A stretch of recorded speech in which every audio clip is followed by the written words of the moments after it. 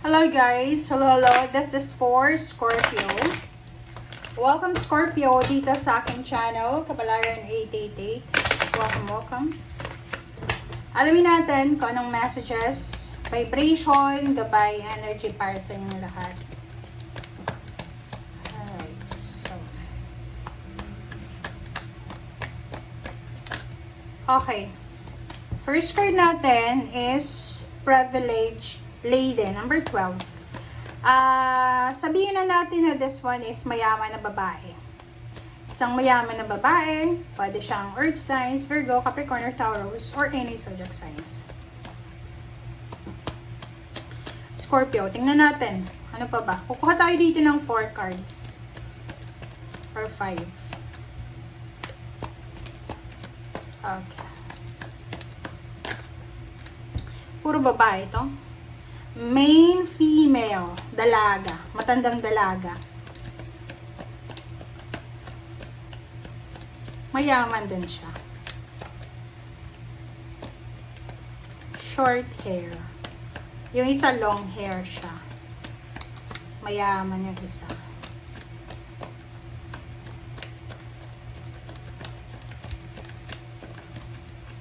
Okay, next is child. So, ito yung mga concern mo ngayon. Number 12, number 2, number 18, number 9. And high honor. Same with the Pisces.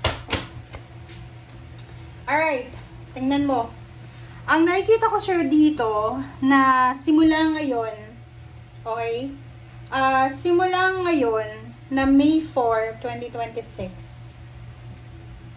Sinasabi ng baraha sa'yo dito na yung focus mo is tungkol sa mayaman na to, mayaman na babae, isang single na babae din, or pwedeng hindi siya single, pwedeng ano mo to, pwedeng mga boss mo sila, or pwedeng parent, mother, sister, tiyahin, or kung sino man siya, anak. May anak ka ba? Kasi kung makikita mo dyan, sinasabi ng baraha sa'yo na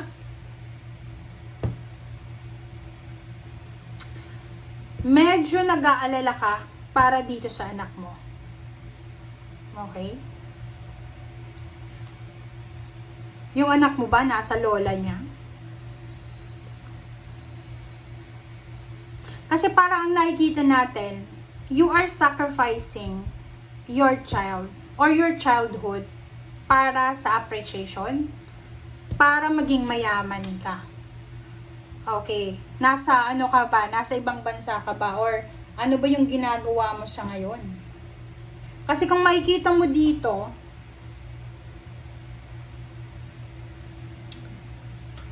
sinasabi ng baraha sa'yo dyan na eto yung focus mo eh. Gusto mong maging mayaman.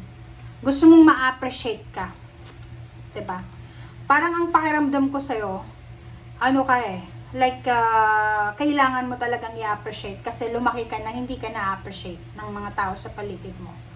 So, siguro may anak ka na ngayon, babae, maliit pa lang siya, and gusto mong maibigay sa kanya lahat ng hindi mo na-experience. Pwedeng inaalagaan siya ng nanay mo, ng biyanan mo, or kung sino man ito na babae nito. So, tingnan mo siya. Babae ka ba na Scorpio or lalaki? Kasi ito, sinasabi ng barahan na to na gagawin mo ang lahat para lang maging mayaman ka. Para lang maging successful ka. Kasi meron kang meron kang pakiramdam na pag mayaman ka, pag marami kang pera, appreciated ka. Diba? This one is appreciation eh. Kasi itong privileged lady na to, ito yung nasa mindset mo eh, na once naging mayaman ka, lahat ng tao, diba, ma-appreciate ka. Parang malalaman mo na nag-i-exist ka once you have money. Okay? So, ito siya. Alright, so, let's check guys. Pa-comment sa comment section if you are resonated dyan sa message na yan.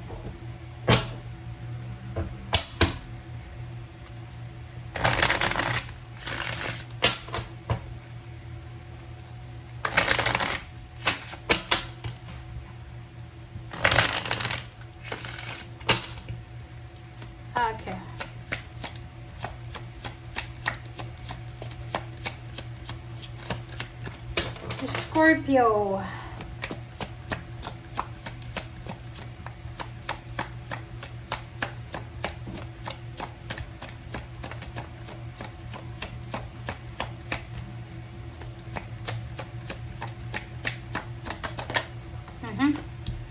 Magician. Okay. Magician card. This is number 53. Tingnan mo. Number 53. Number 8 siya. So, pera. So, nakikita ko sa'yo dito na sobrang sipag mo. Napakasipag mo. Napaka-responsable mo. Lahat gagawin mo eh. Parang sinasabi ng baraha sa'yo dito na naniniwala ka na talagang makukuha mo yung gusto mo sa pamamagitan ng strength mo, sa pamamagitan ng sipag at tiyaga mo, hindi sa pamamagitan ng magic or hindi sa pamamagitan ng swerte. Parang ganun, tingnan mo siya, oh. 'Di ba? This is money. So, nakikita ko sa'yo dito na sobrang motivated ka. Motivated ka sa kung ano man yan, na goals or purpose mo. Lalo sa pera, ay kita ko sa'yo dito, panay overtime mo ba? Gabit araw kang nagtatrabaho? Paki-comment nga sa comment section, guys.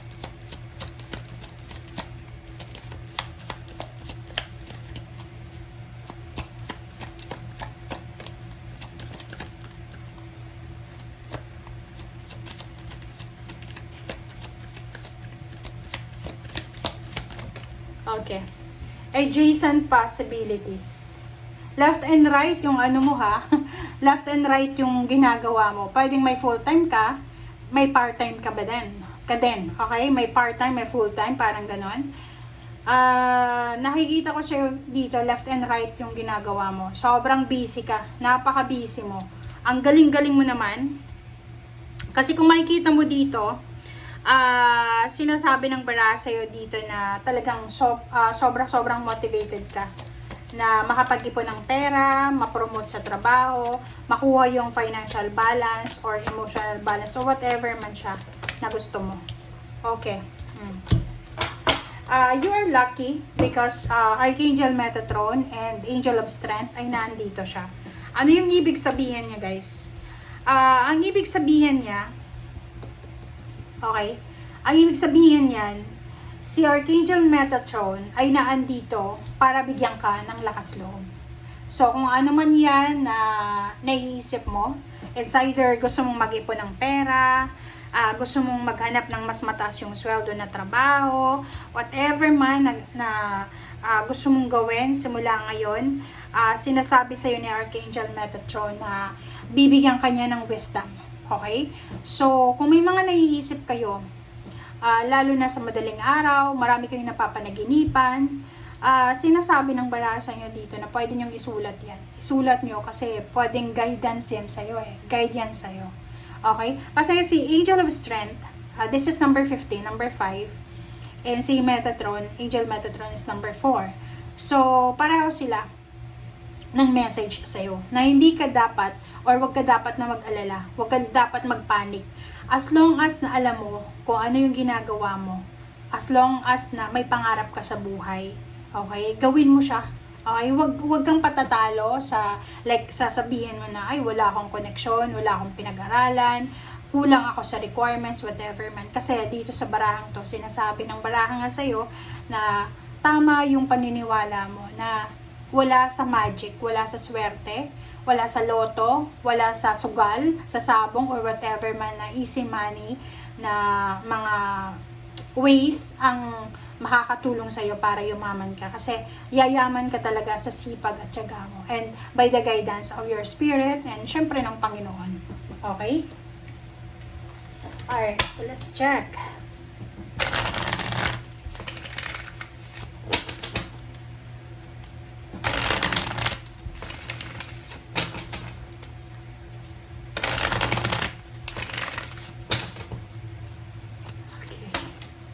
Kumuha tayo dito ng 5 cards, guys. Okay. Number 9, Solitude. Shadow. Okay, Disruption. Or 4 lang muna.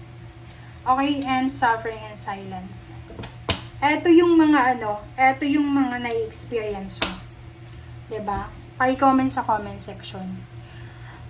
Yung solitude dito guys is sinasabi ng bara sa'yo na minsan, 'di ba, as a Scorpio, normal yan water sign. Pag water sign kasi, mahilig mag-isip, mag-overthink, lalo na pag mag-isa lang, sa gabi, ganyan, ganito. So sa'yo, sinasabi ng barahan na simula ngayon na May 4,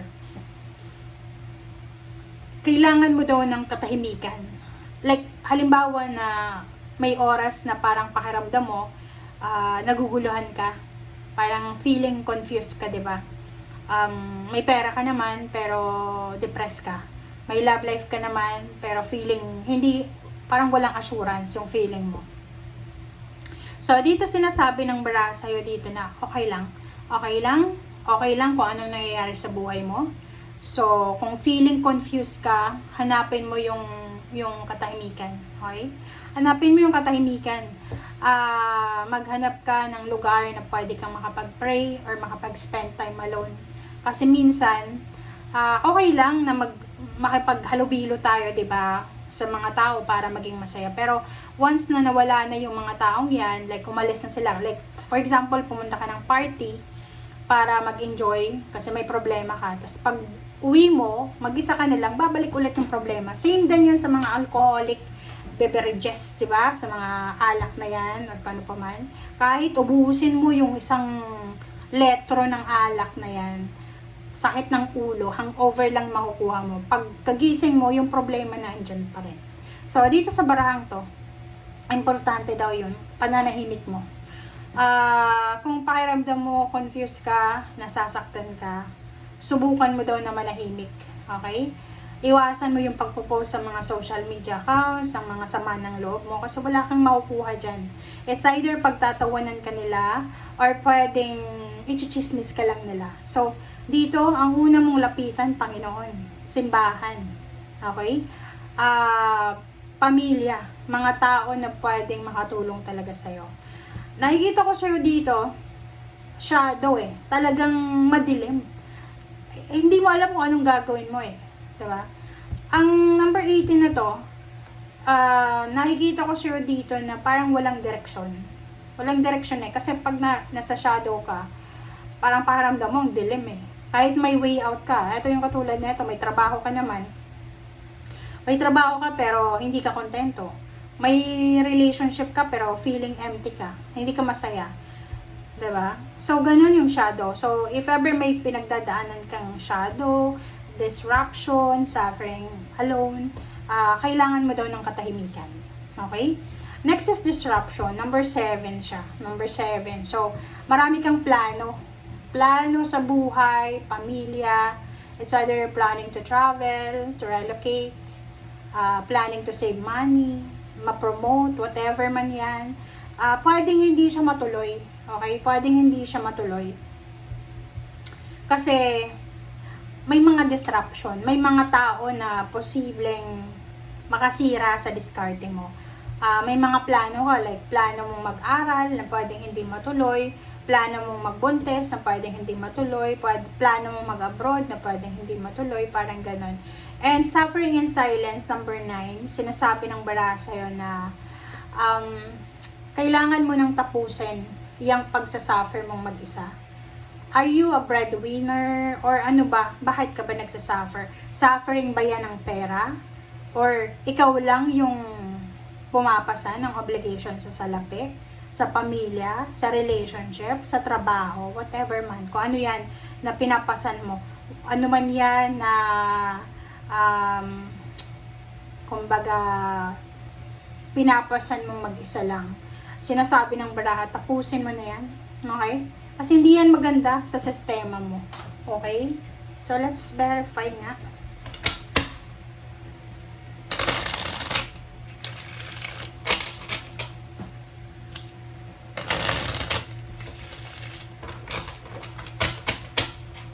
Okay.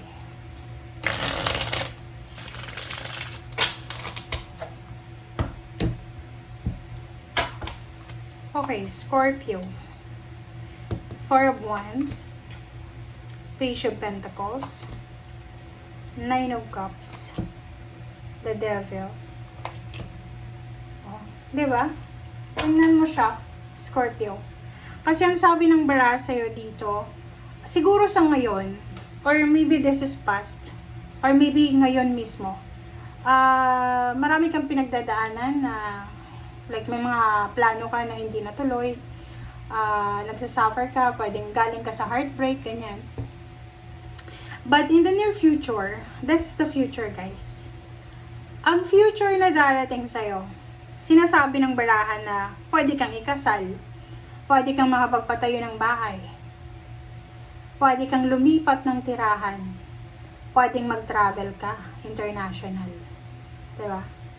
Another, sinasabi ng barahan sa'yo, pera. Sa mga susunod na taon, magiging sobrang mayaman ka. Hawak mo yung pera dito eh. 'Di ba? Hawak mo yung pera. Mahawakan mo lahat ng pangarap mo.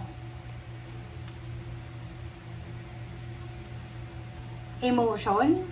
Lahat ng wini-wish mo para sa sarili mo, para sa pamilya mo, makukuha mo yan. May pag-asa pa. Okay? Kung sa pakiramdam mo ngayon, nasa shadow ka, madilim, walang saan ka ba pupunta? Madilim eh. Kasi pag madilim, walang direksyon eh. 'Di ba? Kaya nga sabi ng Baraser dito sa future, sinasabi, huwag kang mag-alala. Kung ano man yan na pinagdadaanan mo sa ngayon, hindi yan yung final destination. Okay? The Devil. Sinasabi ng Baraser sa'yo, sa future, mayroon pa rin. May mga temptation pa rin na naandyan sa'yo. Pero, manageable yun. Kaya mong i-manage yung temptation. And, Six of Swords, makakaalis ka. Makakaalis ka sa shadow na yan, sa disruption na yan, sa suffering na yan. Makakaalis ka. Magle-level up yung buhay mo.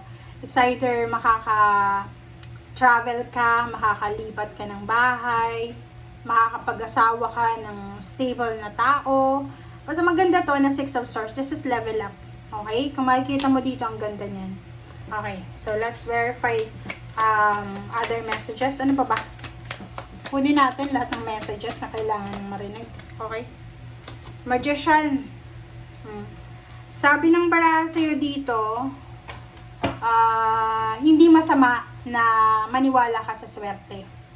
As long as na pagsasabayin mo yung paniniwala mo and yung sipag at tiyaga mo. Kasi yung magician, sinasabi na lahat daw may rason.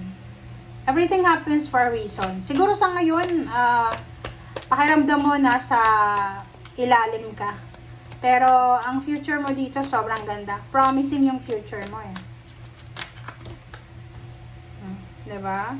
Sobra kang magiging masaya. Full of happiness. Diba? Sobra kang magiging kontento. Satisfied. Achieve yung goals and dreams mo.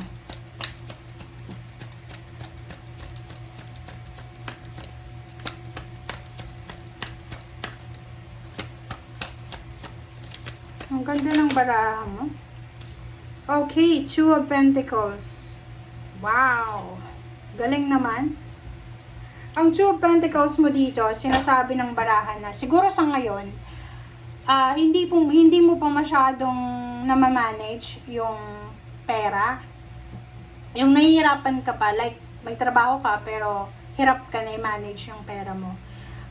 Dito sa future mo, sinasabi ng barahan na sa future mo ay posibleng magiging stable and secured yung pera kasi kaya mong i-manage siya. Magiging sobrang magaling ka, lalo na sa pagmamanage ng salapi. Okay, kaya masaya ka. Like siguro yun, mababawasan yung obligations mo, so syempre makakaipon ka ng pera. And, diba? Wow! It's your energy. Ito talaga yung gusto mo, diba? Gusto mo na tahimik lang, kontrolado mo yung emosyon mo, kontrolado mo yung sitwasyon, wala kang problema, go with the flow lang yung buhay mo. So, eto siya. Calm, serenity. Diba? So, eto yung wini-wish mo. Eto yung gusto mo na posibleng mangyayari yan sa buhay mo. And sa ilalim mo dito, Ace of Swords, good news, confirmation, happiness, justice. Diba? Lahat nandito eh. So, sinasabi ng bara sa'yo dito na Ace of Swords na maraming magagandang balita na pwedeng magdala ng sobrang kaligayahan sa buhay mo. Papabor sa'yo ang hustisya. So, kung may mga taong nagkasala sa'yo, posibleng sa'yo papabor yung hustisya. Another, pwedeng ikasal ka. Pwedeng manalo ka sa kaso na kung ano man ang kinakaso mo. And Page of Cups, sinasabi ng barahan, relationship, magiging sobrang happy and contented ka sa pagbabago ng love life mo or sa kung ano man na emotional transformation na mangyayari sa buhay mo. Okay? Thank you guys for watching. Bye!